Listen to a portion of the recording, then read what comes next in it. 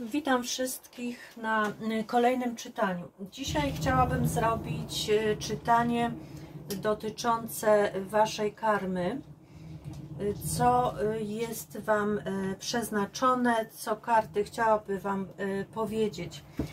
Zrobimy sobie dzisiaj 3 grupy. Będziemy operowali tylko kartami wielkich arkanów i zobaczymy, jak dla Was karty się dzisiaj ułożą. I tak, pierwszą grupę zrobimy tu, druga grupa i trzecia grupa. Jaka jest Wasza karma? Dołożymy jeszcze karty anielskie z przesłaniem dla pierwszej grupy, dla drugiej i dla trzeciej. I jeszcze jedno przesłanie od syrenek, magiczne syrenki. Pierwsza, druga i trzecia. I na koniec wybierzemy jeszcze magiczne klucze, karty, które tu na razie leżą obok. Dobrze, wybierzcie sobie jedną grupę. Dla ułatwienia daję tu takie figurki. Pierwsza grupa, druga i trzecia. Pierwsza grupa ma tutaj taki kamień. Druga grupa ma piramidkę. I trzecia grupa ma żydka z jednogroszówką. Wybierzcie sobie jedną grupę i zaczynamy. Przechodzimy do grupy numer 1, czyli tej, która wybrała kamień zielony. Postawimy go tutaj i dwie pozostałe grupy odłożymy na bok. Wasza karta główna to wieża. Co możemy powiedzieć o tej karcie? Można byłoby powiedzieć, że wieża pokazuje jakiś kryzys egzystencjonalny, przez który być może musieliście przejść, aby móc się wznieść jakby na nowy poziom, to musicie najpierw upaść na dół, tak? I to dno dla każdego może być inne. Dla niektórych może być punktem wyjścia utrata prestiżowej pracy lub jakiejś dużej sumy pieniędzy, albo może być utrata domu, partnera. I dopiero kiedy upadniecie na sam dół, możecie jakby dopiero poznawać siebie po przejściu tego czegoś, co w waszym życiu się zawaliło. Słychać tu w tle burzę, bo właśnie bardzo mocno się rozpadało, więc może nam tutaj troszkę przeszkadzać. Pokazuje się też, że los mógł wam coś cennego odebrać po to, żebyście mogli zrozumieć, jaka jest skończoność samego bycia. Bo na tym świecie nie trzeba być do niczego przywiązanym. I to może oczywiście bardzo boleć. Karta może mówić, że możecie się w życiu mierzyć z ciągłymi stratami, z rozstaniami. Może się trafić sytuacja, że na swojej drodze będziecie wszystko niszczyć, czego się dotkniecie. Nie będzie można ustanowić jakby żadnej sfery życia. I to może stale cię w życiu prześladować, że raz będziesz coś budował, tworzył, a później nastąpi to tąpnięcie i będzie trzeba zaczynać od nowa. To tak jakby los chciał wam pokazać, że należy się skupić tylko na bieżącym momencie życia, nie tworzyć czegoś na przyszłość, nie wybiegać na przyszłość, tylko zatrzymać się jakby w teraźniejszości, bo ten chaos, życiowy, który może koło was być, prowadzi jakby do nowego porządku, a te sytuacje które mogą w waszym życiu pojawiać, mogą być jakby karą za jakieś błędy, które popełniło się w przeszłości. Tak może tu pokazywać. Karta mówi, że jest to również teraz czas, abyś poznał prawdę o sobie, tą dobrą i również tą złą.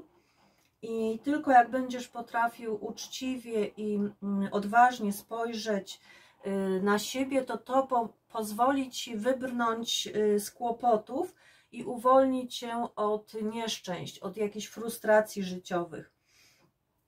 To, co do tej pory zbudowałeś, całe twoje życie, twój dom,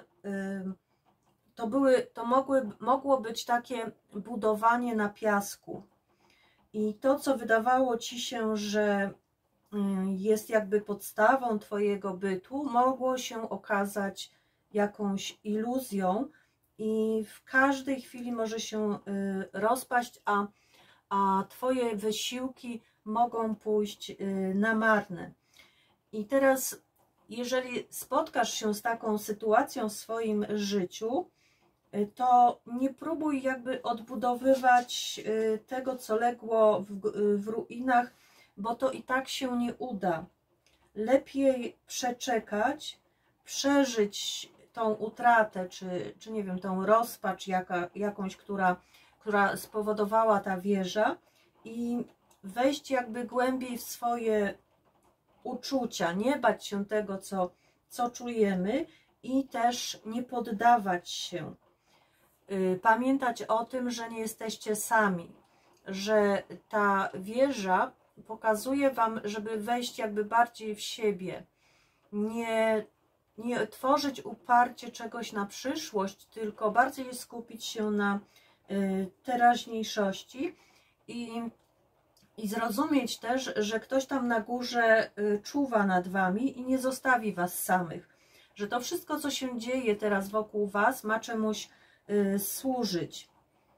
I teraz, kiedy przyjdzie ta wieża, kiedy zwali w waszym życiu jakieś struktury, to wtedy trzeba przestać oglądać się na innych i wziąć się za tworzenie czegoś nowego, czegoś swojego i mieć takie nowe podejście do życia, a wtedy, jeżeli tak uda ci się zrobić, to wtedy poczujesz, że spływają na ciebie jakieś nowe siły, że jesteś mądrzejszy przez to, że zdobyłeś dodatkowe doświadczenia i że teraz trudniej będzie cię w jakiś sposób złamać. I te przemiany, które będą się w twoim życiu pojawiały, pozwolą ci się rozwinąć duchowo i jakby stać się silniejszym. Zobaczmy, jakie mamy jeszcze przesłania w takim razie anielskie. Przesłanie Matka i Nowy Świt.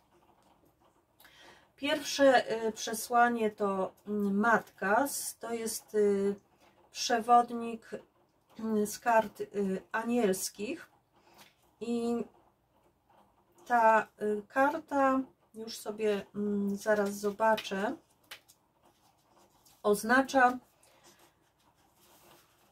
pytanie dotyczące twojej matki,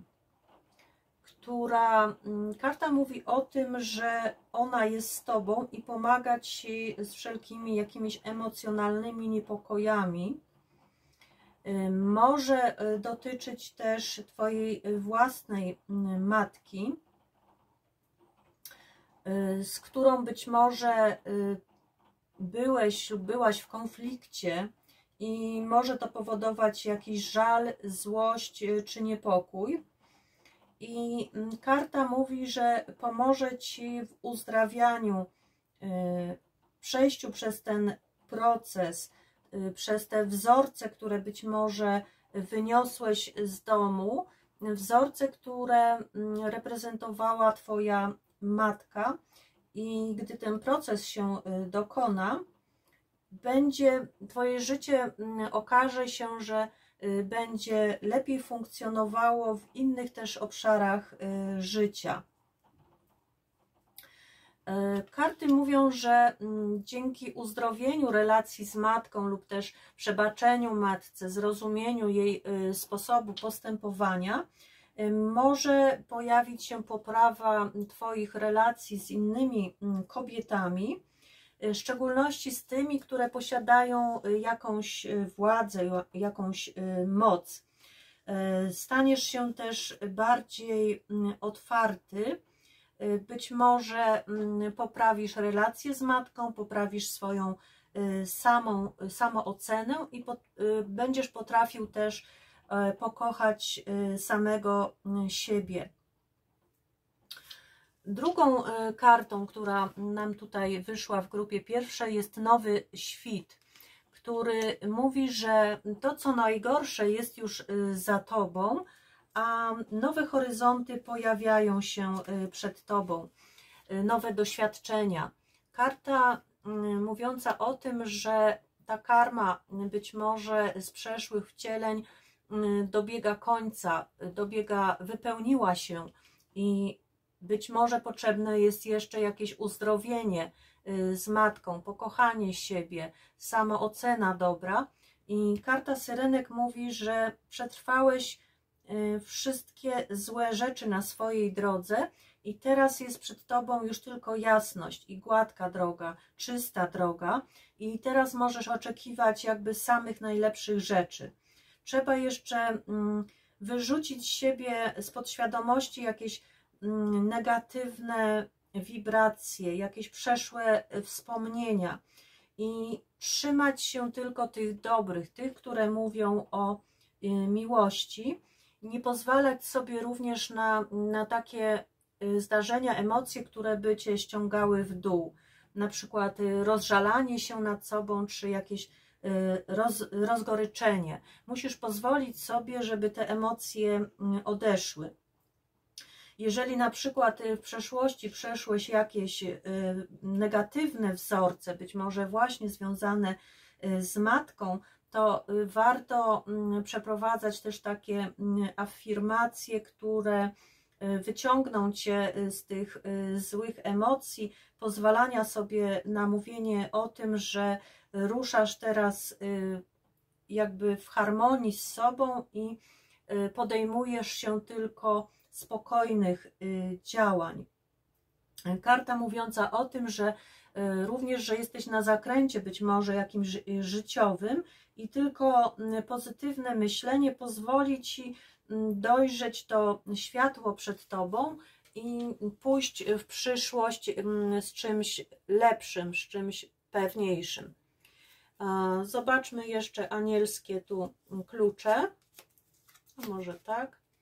Jesteś dzieckiem szczęścia, więc może właśnie ta ciężka karma, która tutaj się pokazywała, która stale stawiała przed Tobą jakieś wyzwania, które ciągle nie przynosiły efektu, te działania, ciągle coś się w Twoim życiu kończyło, waliło, niszczyło, to ona jakby pokazuje się tutaj, że dobiega końca, że warto byłoby może jeszcze uleczyć jakieś relacje z rodziną, z matką, z jakimiś wzorcami negatywnymi otrzymanymi w przeszłości, bo teraz otwiera się dla Ciebie nowy świat, nowe życie i masz możliwość wyjścia z tego, bo nad tobą czuwa opatrzność. Karta klucza anielskiego mówi: jesteś dzieckiem szczęścia. Dobrze, zobaczmy w takim razie grupę numer 2, czyli grupę, która wybrała piramidę. Kładziemy piramidkę i bierzemy grupę numer 2. Mamy grupę numer 2 i dla niej wypadła karta arcykapłana, inaczej wiara. Dobrze, te dwie karty zobaczymy sobie później. Co mówi nam karta wiary w przypadku karmy? Tutaj mogła być taka sytuacja, że musiałeś jakby, arcykapłan potrzebuje poznać wiele trudności i jakichś ograniczeń w życiu. W poprzednim wcieleniach mogła być sytuacja, że zaprzeczałeś wierze, że występowałeś przeciwko jakiejś religii, jakimś dogmatom i teraz przyszedł jakby, sam musisz jakby przyjść do Boga, jakby poszukujesz prawdy, tak? Próbujesz odnaleźć swoją własną prawdę, ale to daleko od końca tej drogi, bo karta arcykapłana jest 5. kartą. To jest dopiero początek drogi, przebłysk jakiejś myśli, która może do Was przyjść.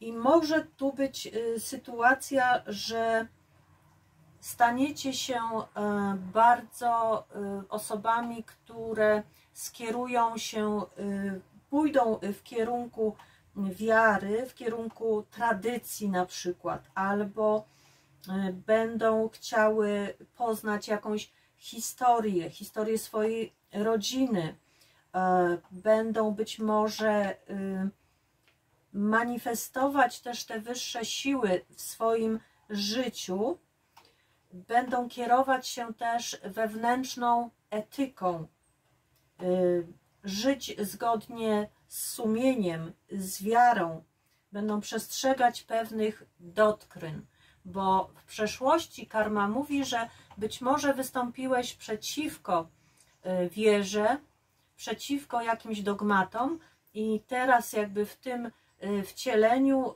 masz pokazać, że potrafisz żyć zgodnie z zasadami, zgodnie, no na przykład z wiarą, tak jak mówię, zgodnie z moralnością, z jakimiś prawdami, zgodnie z własnym sumieniem też, przestrzegając pewnych zasad. W kontekście duchowości karta właśnie mówi, że będziecie żyli teraz zgodnie z tymi dogmatami, z zasadami, z szacunkiem też dla innych. I ten czas wasz na ziemi jest po to, aby stać się silniejszym i mieć bardziej czystą duszę, piękniejszą duszę.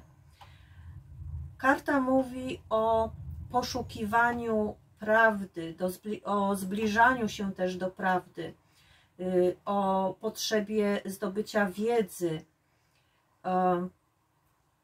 Mówi o tym, że musisz wyjść jakby poza swoje ramy i nauczyć się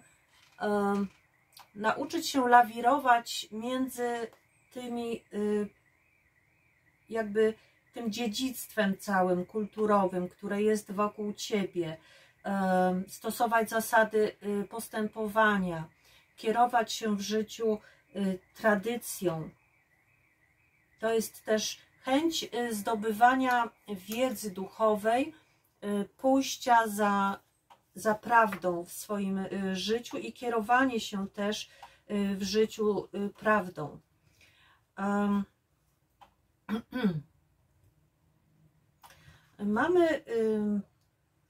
Możemy tu jeszcze powiedzieć, że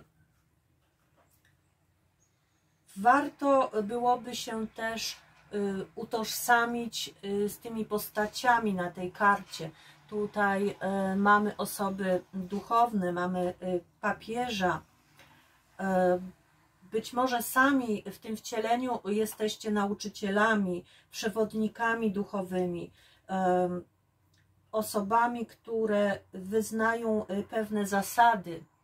Być może też będziecie mieli w swoim otoczeniu, lub dobrze byłoby mieć w swoim otoczeniu takich opiekunów duchowych, przewodników duchowych, którzy poprowadzą was w dobrym kierunku, bo jest to dobry moment na to, żeby rozpocząć rozwój duchowy. Dojrzałeś do tego, żeby rozpocząć ten rozwój i jest ci potrzebny ktoś, kto wskaże ci drogę do prawdy, lub być może ty sam jesteś taką osobą, która będzie innym wskazywać tą drogę. A może się zdarzyć też tak, że nie będziesz w stanie sam rozwiązywać w życiu swoich problemów i wtedy karta mówi, żeby nie bać się zwrócić z prośbą do osób, które uważasz za swój autorytet. No chyba, że tak jak mówię, sam uważasz się za osobę, która jest zdolna uczyć innych, rozwiązywać nie tylko swoje problemy, ale także problemy innych osób i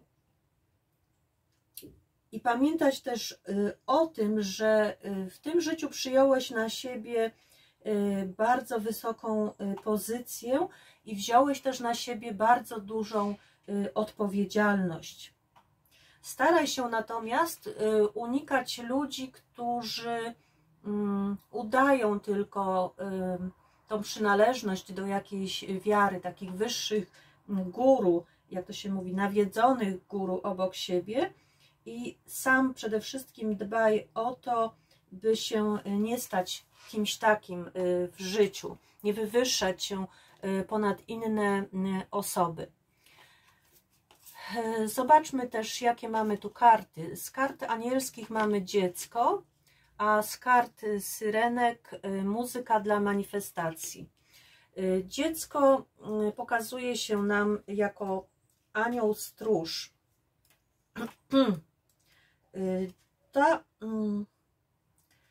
To jest, może przedstawiać ta karta różne sytuacje.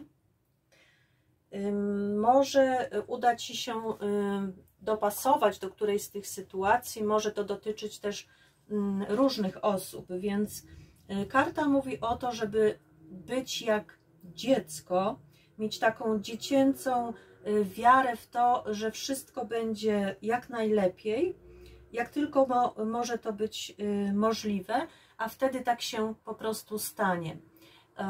Inna interpretacja tej karty może mówić, że w twoim życiu pojawi się dziecko, które będzie miało dla ciebie bardzo duże znaczenie właśnie pod patronatem tej wiary, czyli będziesz miał możliwość wprowadzić nową osobę w życie zgodnie z wiarą, z tradycjami, z samymi dobrymi jakby intencjami. Kolejna rzecz to pomoc. Karta pokazuje też pomoc dzieciom poprzez właśnie edukację, uzdrawianie, poprzez zabawę. Mówi także, żeby zwrócić uwagę na dziecko, jakieś dziecko, które jest wokół ciebie, niekoniecznie twoje własne, ale też być może inne dzieci, czy nie potrzebują twojej rady, pomocy, jakiegoś wsparcia duchowego. No i przesłanie takie specyficzne też dla niektórych. Dla osób, które straciły być może dziecko, jest tu wiadomość, że jest ono w niebie, jest szczęśliwe i przesyła Ci przesłanie miłości.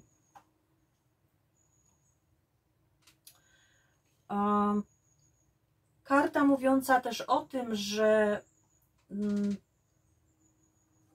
anioły pomogą Ci w dążeniu do celu, jeżeli poprosisz je o wsparcie i przewodnictwo, a także mówią o tym, że wobec dzieci tu na ziemi możesz pełnić bardzo ważną rolę jako doradca duchowy, jako ktoś, kto okaże im wsparcie i pomoc, bo dzieci są niewinne, a Ty jako osoba mająca tą energię arcykapłana jesteś w stanie w jakiś sposób im w życiu pomóc. Muzyka dla manifestacji. Aby zamanifestować szybko, trzeba myśleć o swoich pragnieniach wtedy, gdy śpiewasz, nucisz lub grasz muzykę. Więc może muzyka w Twoim życiu jest bardzo ważna i masz możliwość manifestować też swoje uczucia, swoją wiarę poprzez właśnie muzykę.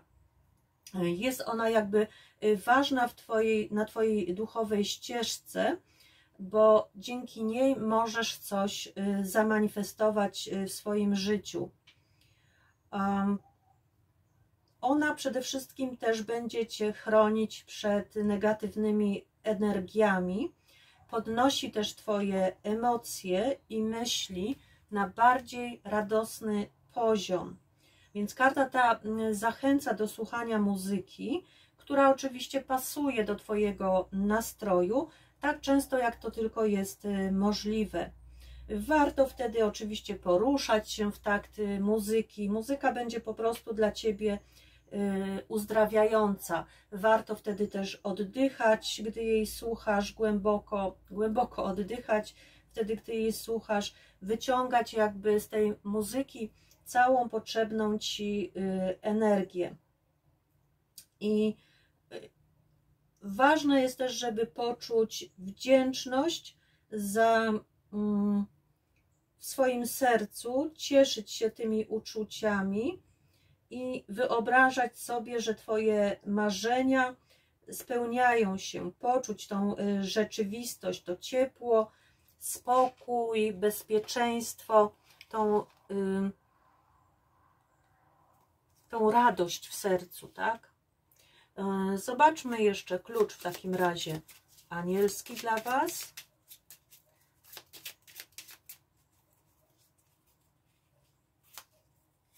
Klucz anielski. Wybaczaj sobie i innym. Zgodne też z kartą arcykapłana, żeby wybaczać ludziom ich błędy, swoje błędy też wybaczać i iść przez życie z miłością, z tym, co jest dla nas i dla innych dobre. Tyle dla grupy numer 2. Przejdźmy teraz do grupy numer 3. Grupy, która wybrała Żydka przynoszącego szczęście z jednogroszówką. I Wasze karty. Mamy kartę Wisielca i te dwie karty sprawdzimy sobie później. No i dobrze, co nam chciałby powiedzieć Wisielec? Jaka to jest Wasza karma? Jeśli chodzi o Wisielca, to Wisielec jakby składa ofiarę w imię czegoś. I w tym życiu pytający musi przejść jakby wiele trudności i ograniczeń. Mogą to być sytuacje, w których nie będzie miał pieniędzy, w którym będzie miał trudności ze związkami lub będzie miał problemy, żeby się zrealizować, żeby twórczo zaistnieć, zrealizować się w jakiś sposób, ale to wszystko trzeba postrzegać jakby z pozytywnej strony, ponieważ ta samotność, to zawieszenie prowadzi do samopoznania. To jest czas, kiedy możecie spojrzeć na swoje wnętrze, na swoją osobowość i pokonać też samego siebie, te wszystkie swoje negatywy, które w was mogą być. Często przyczyną takiego losu jest właśnie karmiczna kara za czyny waszych przodków. Czyli musicie jakby dać własną energię, aby pokryć długi swoich przodków. I karta mówi, że teraz to, co jest wam pisane jakby przez tą karmę, to jest to gotowość do przejścia wielu trudności. Możecie jakby głęboko zajrzeć w siebie, co wymaga wielkiej woli i siły, i jesteście w stanie powiedzieć na wiele spraw, że się nie zgadzacie, albo nałożyć też jakieś zakazy. Czyli na przykład możecie często sobie dać taki przykaz, jesteście jakby skłonni dać sobie taki przykaz, że na przykład pojawi się jakieś piękne, nie wiem, smaczne jedzenie, a wy dajecie sobie na niego zakaz, albo w sklepie są piękne ubrania, na które macie ochotę, a wy potraficie z tego zrezygnować, czy z jakichś komfortowych warunków. Zrozumiecie też, że człowiek to nie tylko ciało, to też jego dusza, sposób myślenia. Będziecie jakby w stanie nauczyć się opanować tą fizyczną część waszego istnienia. Często możecie sobie też zadawać pytanie, po co to wszystko, dlaczego, z czym jestem zmuszony też żyć, tak? Tu jest też zderzenie z częstym podejmowaniem ważnych decyzji, ale będziecie w stanie jakby pokonać też te własne opory i podejmować te ostateczne jakby decyzje, zapanować nad chaosem, być może właśnie przez wasz spokój i przez wasze opanowanie. Będziecie w stanie zapanować nad chaosem, niepewnością, i wiele rzeczy w waszym życiu trzeba będzie usunąć, żeby się na dłużej jakby nie zakorzeniły.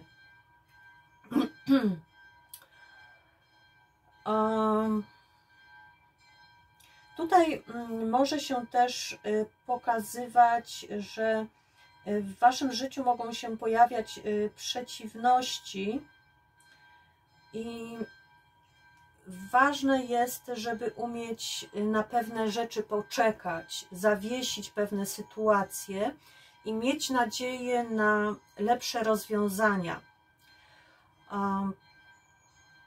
Skupić się na tych wyborach, które musicie w